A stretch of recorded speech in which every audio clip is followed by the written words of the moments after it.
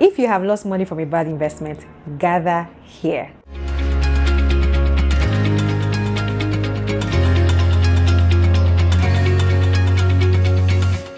FYI, we are many on this table, but the idea is that if you've lost money before from a bad investment, then you should make sure it doesn't happen again.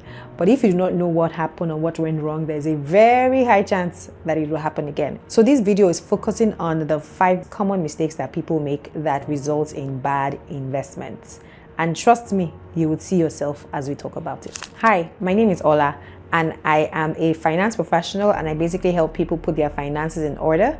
By people, I mean business owners, working professionals. If you are earning and making money, I have helped someone like you in the past. So if you need to put your finances in order, then you need to follow this channel, subscribe, hit the notification button, and make sure you tune in, listen, and learn. Now, today, we will be talking about the 5 common money mistakes that you have probably made that resulted in you losing money in the past, and what you should do to avoid them going forward. The very first mistake we want to highlight today is not understanding what you are going into. I have realized that a lot of people just hear about an investment, someone around me is doing it, so I do it with them, or it sounded good, the person looked really good, or the person looked like they knew what they were saying. You know, does that sound familiar? A lot of us have jumped into investments based on that, and we have gotten burnt. Now, what generally tends to happen is that after the money has gone, then you now start putting pieces of information together and you realize, oh, that thing wasn't as fantastic as it sounded at the start. So what are we saying here? Before you go into any investment, do your research, ask people. You can't know everything. The same way, even if you are a medical doctor, you can do some peer review. You can ask your fellow doctors about a particular case. It's the same way you should reach out to people in the finance space around you and ask them questions. But at the minimum, do not invest in what you don't understand. Like, just make that a rule. I do not invest in what I do not understand. Take it from me. It will save you a lot of stress. So that's number 1. And the second one, it's something that we can all relate to. It's a very popular thing. It's called greed. So someone comes with a fantastic idea, speaks a lot of English, and all you can hear is that if you give them 1 naira today, you will get 100 naira in 2 weeks' time. And because the idea of tripling your money sounds so fantastic, you do not hear anymore, you do not think anymore. All logic has gone out of the window. Now, it is something that a lot of people fall victim to, even people that are educated, even people that are financially savvy, right? Because emotions actually a lot of times trump logic. And most times these things come at a time where you're probably broke and you're looking for how to double the small money in front of you, right? But don't try it, don't do it. Don't let greed get the best of you. If it is too good to be true, it probably is actually too good to be true. And there's one fundamental thing you need to know. High reward is a return for high risk. High risk means that there's a high chance your money will not come back to you. So anytime you say, oh, it's high risk and I know, no, just replace that with, there's a high chance my money will not come back to me. If you are fine with that, then maybe go ahead. But if you're not fine with the high chance of your money not coming back to you, then abort mission. So when it comes to greed, it is something that you need to avoid at all costs, because it is such a strong emotion, and it's only when it has burst that your eyes will now clear and you're asking yourself, what was I thinking? Couldn't I see the signs? Do you understand? Don't get caught there again. Be guided. Then this third one is actually something that I see a lot of people innocently fall into. It's actually not setting goals. And you might ask me, why is not setting goals a challenge when it comes to investing? Because your investing needs to align with your goals. It's as simple as that, right? So let's say you are taking a cab, you need to get somewhere and you want to use the map. No, you want to drive or you want to walk, right? And you want to use the map to get there, Google Map. What do? You plot your destination and you plot your location, and then the map will give you directions. But if you plot the wrong direction in the map, it will take you to where you don't know, right? Or if the map says turn left and you decide, no, right is looking juicy. You agree with me that you will not get to your destination. It's the same way. Now, when it comes to investing, it's very, very important to know your goals. And let me put it in a more relatable way, right? Imagine if you had an obligation to go to school in 2 years, right? And maybe for masters, and maybe masters is like $100,000, and for whatever magical reason you have 100,000 lying around chilling, ready for school, and you decide, oh, I want to invest this money so that I can go to school. And then you now decide that what to invest in is real estate, right? We know that real estate, number one, if you have 100,000, you spend some money on fees. So the 100,000 is even going to be less by the time you are done on either direction. That's one. We also know that real estate prices, except for some miraculous events, don't double like that, right? So you might find that in 2 years' time, you'll be looking for money. You might have to take a loan off that property to actually pay the obligation that you had cash in for you. Why do those things happen? Because people actually do not sit down and say, these are my goals and these are the things I need to invest in to achieve my goals. Such that if you have a 2-year horizon, then you should be putting your money in something that will mature in 2 years' time so that the money will drop for you. But what we find sometimes is that people will go into that real estate thing and end up selling at a loss because they had to force sell to someone that knew that they were desperate. Do you get?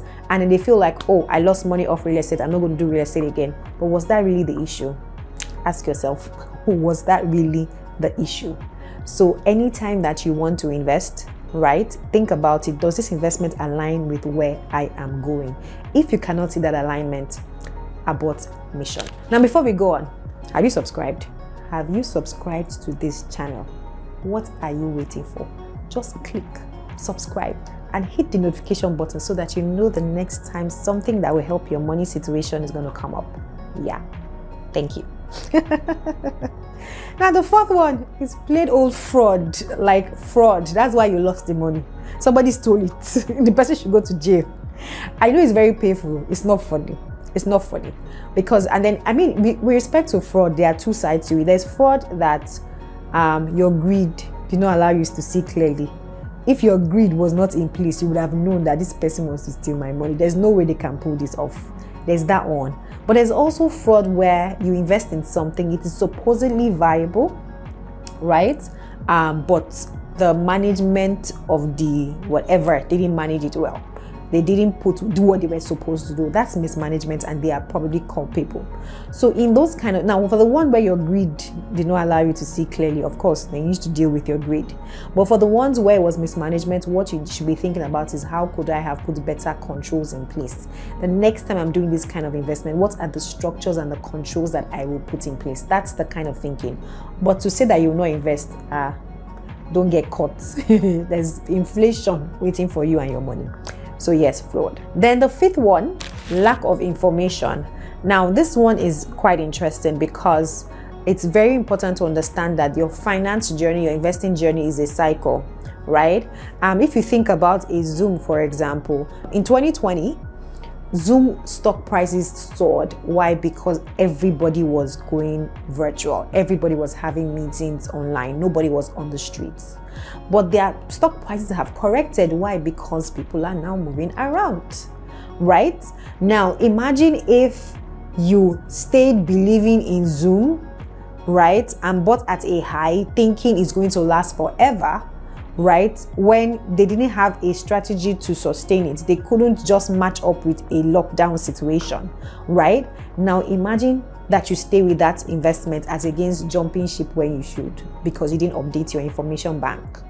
That's what happens with information. Sometimes you can do initial analysis of an investment, but the cheese does move sometimes, right? And so if you don't keep abreast of what's happening, then you can actually end up losing money or end up not jumping ship where you should have. Yeah, because that's a thing, because not all investments are forever. Some you actually should say, came, we saw, we conquered, we're out, right? Now, so one of the things that I have seen, I mean, if you don't know, I founded an investment community, and that's one thing that we really do there, where we keep abreast of what's happening. Why? Because the cheese can move, like the cheese can move. In fact, the cheese is designed to move steady. So you need to be aware of that, keeping up with information. And the last one, which is like a bonus tip, is that life just happened. Let me tell you for free. Data shows that less than 30% of businesses around the world hit the 10-year mark. That's global data. Now, if you're in a developing country, you know that the data will be worse off. So just know that no matter how much you plan, no matter how much you whatever, winds can still blow, right? So be aware of it and plan accordingly. Now, the next part of this is, okay, so what can you do to avoid losing money? I've already started talking about some, but there are some like things that we can talk about. For example, the last one, based on the last tip that I gave, one way to avoid the impact of life happening is diversification. A lot of people don't like to hear that word. A lot of people are so confident that this is what's going to give me my retirement money, and they go all in, double down, borrow money, let's do it. But guess what? Life happens, and it always happens when you least expect it. So diversification is a thing, because at the minimum, if you cannot control the winds, at least know that you didn't put all your eggs in one basket. Does that make sense? I think it does. If it does, please tell me in the comment section. And while you're at it, there is a link to our free newsletter. Please click on it and subscribe. Thank you. Now, the second thing that you need to do is to keep learning. You need to have a system where you keep learning. Understand this. You might be a doctor, a lawyer, an engineer, right? You are working for money. You're going to retire one day. If after you finish working, you don't have money to make your life all right, what was the point? You might tell me that it's not all about money. Yes, while you were working, you gave value, you supported people, you were a blessing. I agree. But why would you do all that working and not have money when you retire? It doesn't really balance. Do you agree? Now, if that's the case, then you need to have a system to learn and keep learning about money, because it's a journey. And that's what we're doing in the Money with Club. The link is in the description. Please check us out. We learn and we take action. It's not just about learning. We're not trying to blow your heads up with knowledge that doesn't have value. But you're going to learn enough for you to take action and make the best investment decision for you and your loved ones. So keep learning. Keep learning. At the minimum, subscribe to this channel. Then, in order to avoid that whole no goals thing, right? Obviously, set goals and then have an investment strategy. What do I mean? If you sit down and you decide that, okay, based on where I'm going, I should be putting money in 2-year assets. It means that if a 10-year asset comes that is not liquid, meaning I cannot get out of it in 2 years if I'm tired, then I should be disciplined enough to say that even though this is a good deal, it is not a deal for me. But if you've not set your goal and you've not set your strategies, it will be hard to make that decision when the asset comes your way.